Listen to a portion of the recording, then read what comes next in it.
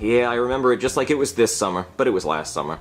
I was at the beach with my wife Karen, she was sunbathing, and all the lifeguards thought she was a beached whale, so they wanted to blow her up, because that's what they do to beached whales. And I was like, no, that's not a beached whale, that's just my wife. And I was making this sandcastle, and oh, it was the coolest sandcastle ever, you should have seen it. And then out of nowhere, this huge wave comes and just wipes out my sandcastle. So I'm like, bitch-ass ocean? So I run into the water and I start throwing haymakers, trying to teach that ocean a lesson.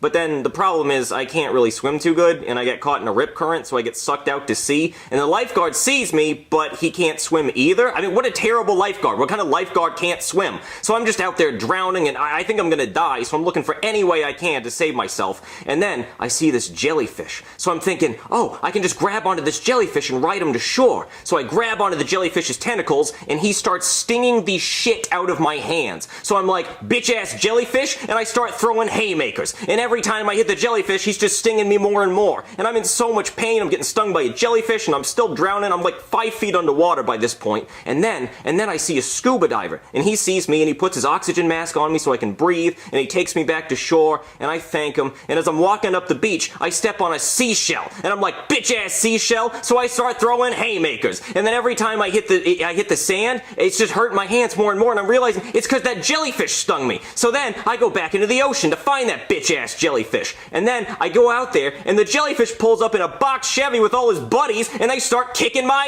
ass. And they're stinging me all over the place, and one of them gave me a wet willy sting right in the ear. That hurt like hell. So then I get stung up, and it's just a whole big problem. And then finally I'm done at the beach, and my wife won't even take me to McDonald's afterwards.